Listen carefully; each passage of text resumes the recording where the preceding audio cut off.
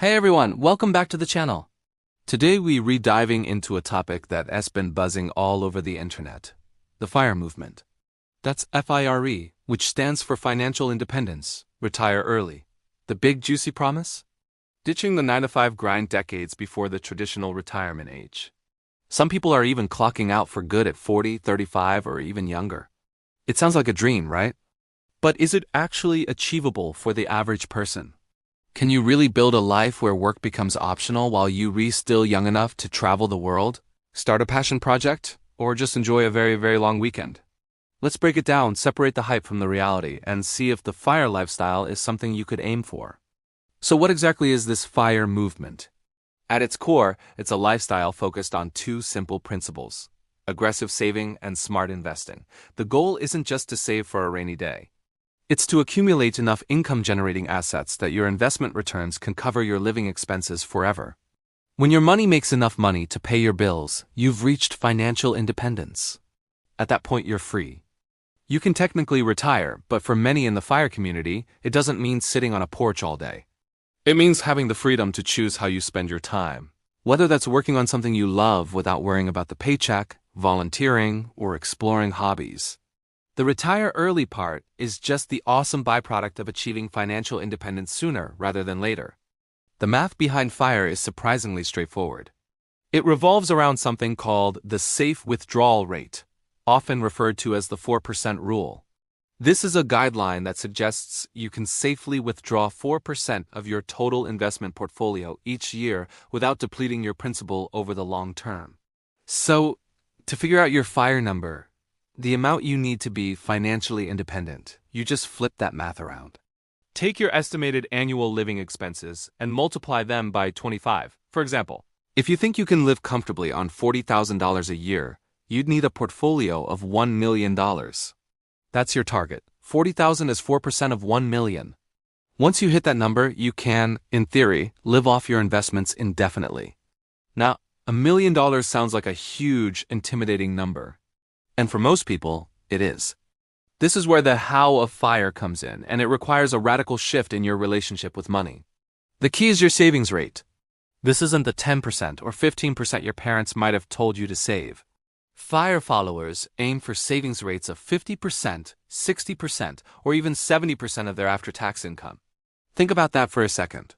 If you make $60,000 a year after taxes, that means living on just $18,000 to $30,000 and saving the rest.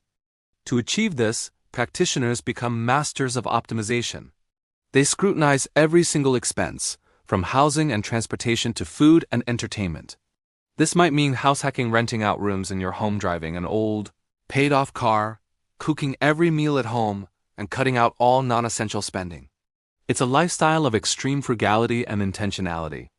This aggressive saving is then funneled into investments, typically low-cost index funds and ETFs that track the broad stock market. The idea is to let the power of compound interest do the heavy lifting. By consistently investing large sums of money over a period of 10 to 15 years, the growth can be exponential. It's a race against time, fueled by a high income, low expenses, and the magic of compounding. For example, if you could invest $4,000 a month and get an average annual return of 8%, you could cross that $1 million mark in about 13 years.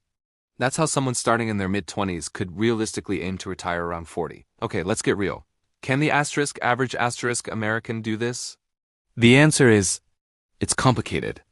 The FIRE movement has been criticized for being most accessible to high-income earners, particularly those in fields like tech or engineering who start with six-figure salaries.